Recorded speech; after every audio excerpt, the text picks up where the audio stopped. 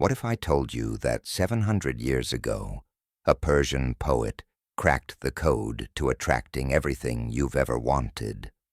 And what's even crazier is that modern science is now proving he was right all along. Most people think manifestation is about visualizing harder, affirming louder, or somehow forcing the universe to give them what they want.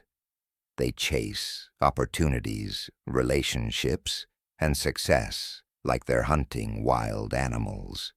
But Rumi said something that flips this entire approach upside down.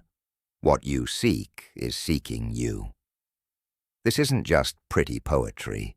It's a fundamental law of how reality actually works.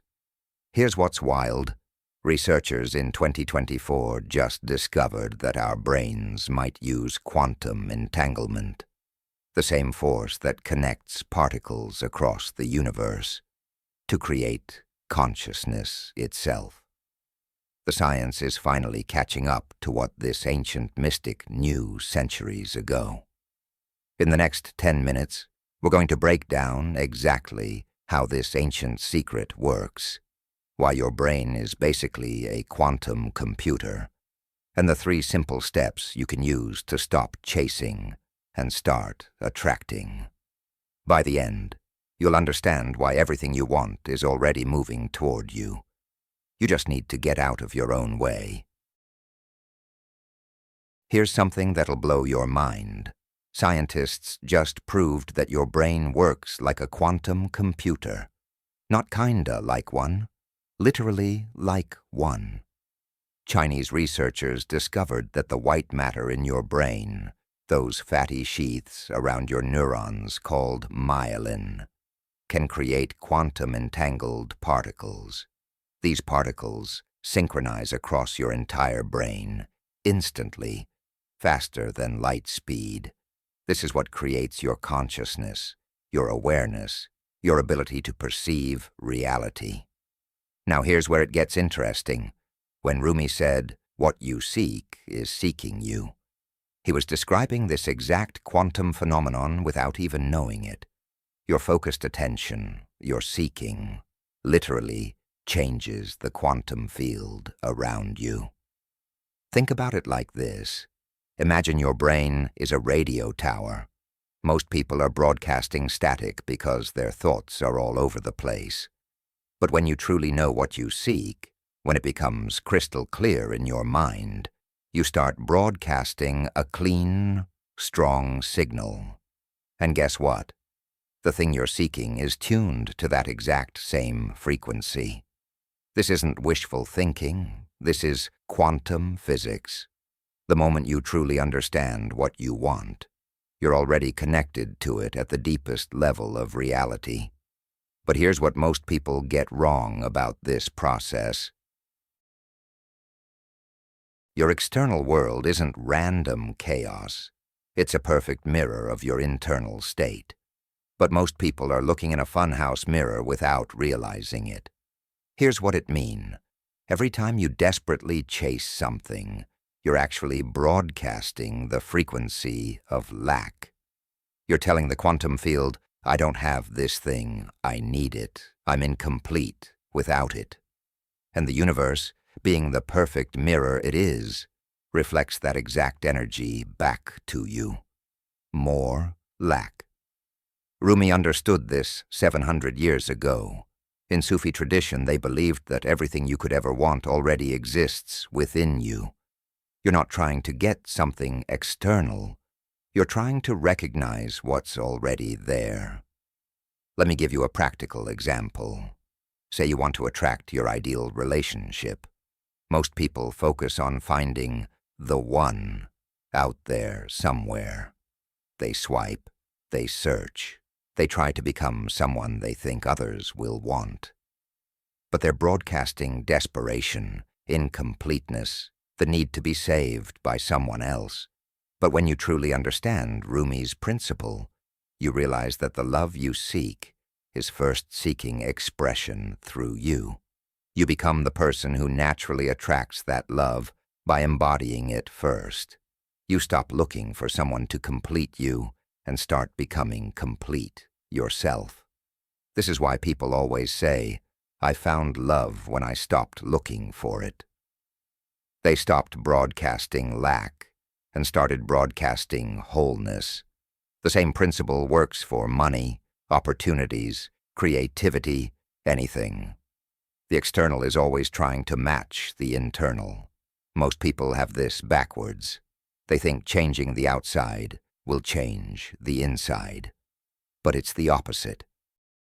Speaking of money, let me show you how this principle completely revolutionizes how you think about wealth. Money isn't just paper and numbers. It's crystallized energy, and it flows according to very specific laws that most people don't understand. Here's what wealthy people know that broke people don't. Money is attracted to value, not need.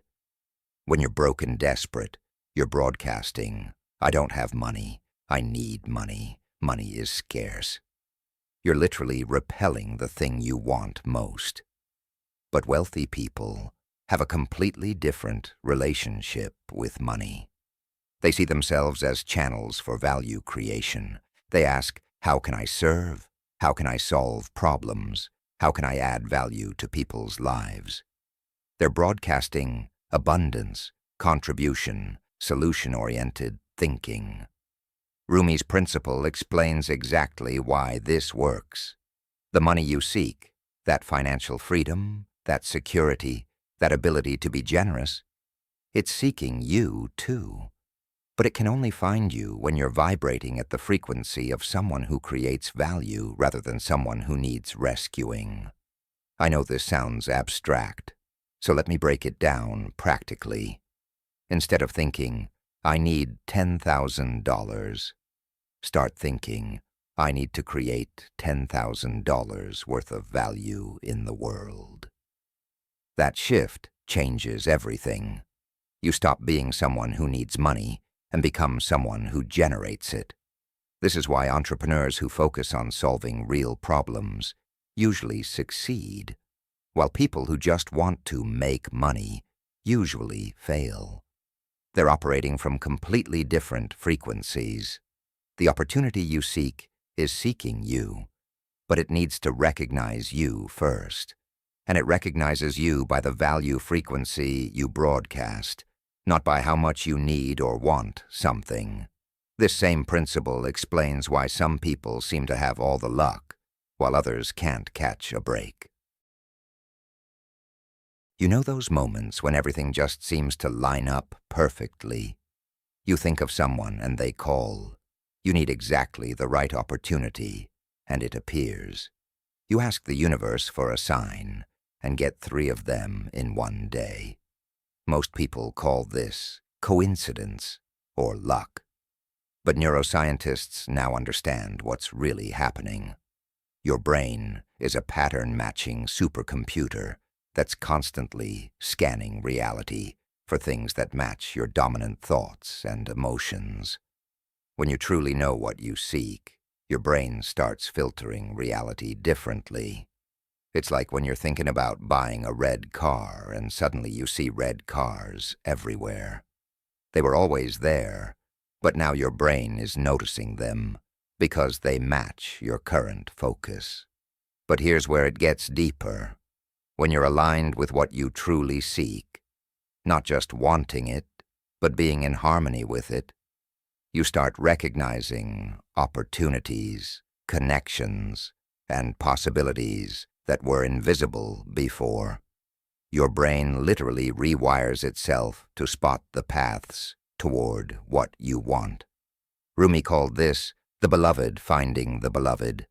When you stop desperately grasping and start trusting the process, you become magnetic to the very thing you seek. You're no longer working against the natural flow. You're working with it. This is why people say, when the student is ready, the teacher appears. It's not magic. It's neuroscience. When your brain is truly ready to receive new information, it starts recognizing teachers everywhere. In books, conversations, experiences, even mistakes. The synchronicities aren't coincidences. They're your brain finally seeing what was always there. But most people block this natural process with one major mistake.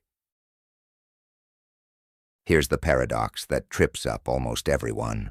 The harder you try to force something to happen, the further away it gets. It's like trying to grab water. The tighter you squeeze, the more it slips through your fingers. Rumi understood this perfectly. He said the secret isn't in the seeking itself, but in the quality of the seeking. Are you seeking from desperation or from alignment?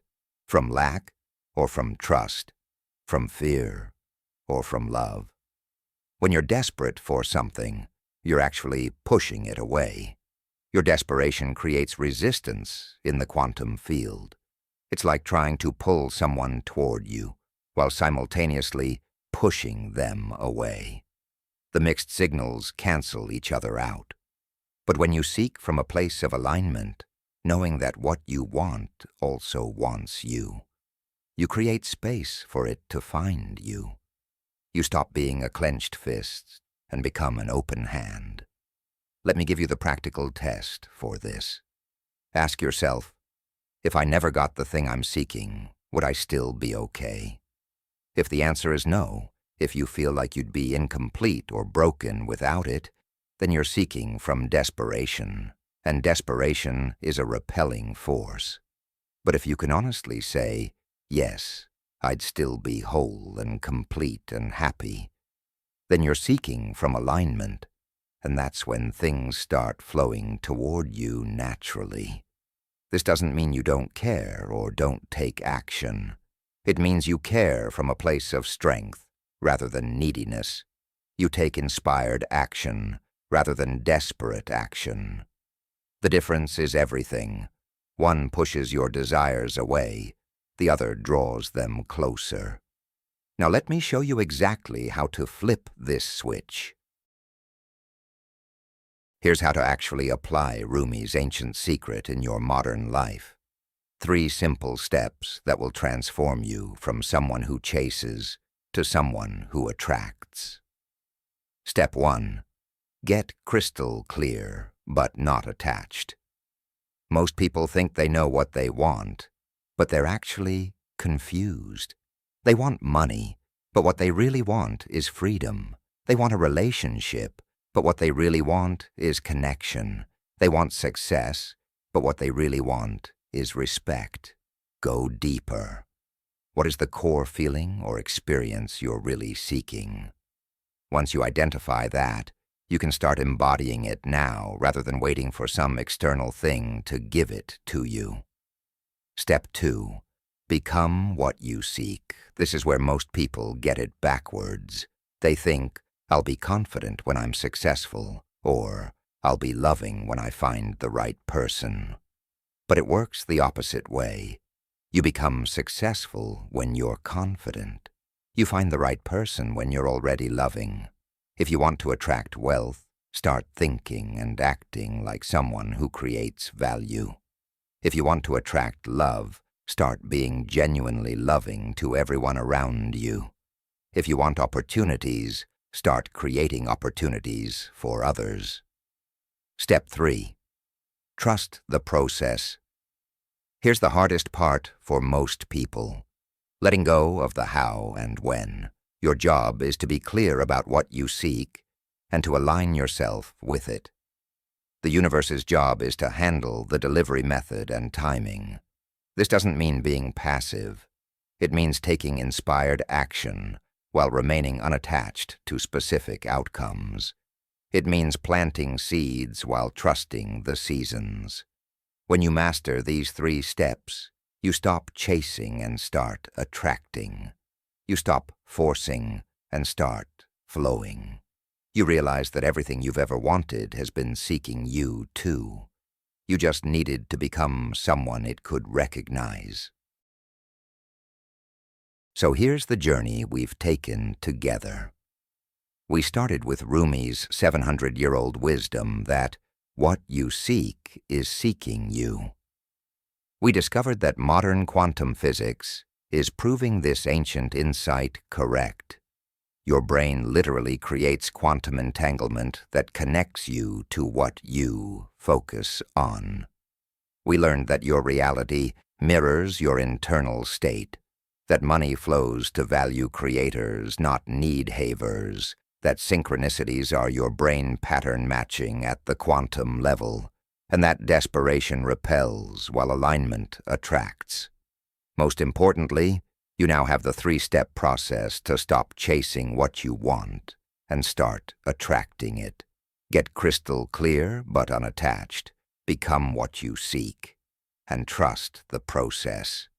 Remember this: every single thing you've ever wanted, the love, the success, the freedom, the joy, it's all already seeking you. Not because the universe owes you something, but because you're part of the same quantum field. You're made of the same energy, you're different expressions of the same consciousness. The ancient secret isn't really a secret at all. It's the most natural law in the universe. Like attracts like. Consciousness attracts consciousness. Love attracts love. What you seek is seeking you because at the deepest level, there is no separation between the seeker and the sought. You are what you seek. You always have been. You just forgot for a while. Now you remember.